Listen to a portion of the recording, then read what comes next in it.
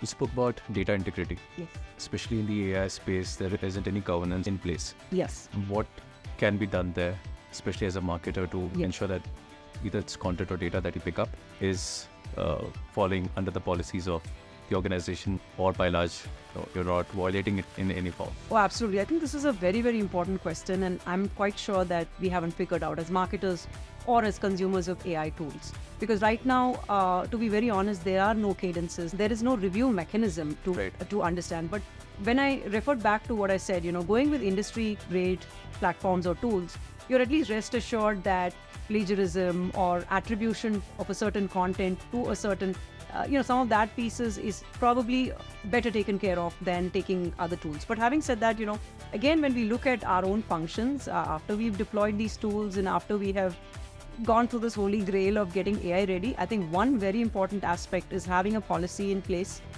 with respect to how you're using these tools, responsibility with using these tools. Okay. Our responsibility also lies in telling our customers or our audience that yes, something is AI generated, or we have picked some of these ideas. These are not original ideas, and give that authenticity in terms of your communication to them. I think those are the initial things we can do. Eventually, this will evolve, like how data privacy and how ethics have evolved. The Council for Ethics have evolved, and I think there will be some sort of a regulating body that will come pretty soon, because this cannot go unchecked. You're talking about billions of parameters. You're talking about self-learning machines which are learning and mimicking human behavior and getting very close. So I think the boundaries between real and virtual are getting blurred, and there has got to be a governance mechanism to ensure that this is being put to good use, this is responsible, this is authentic.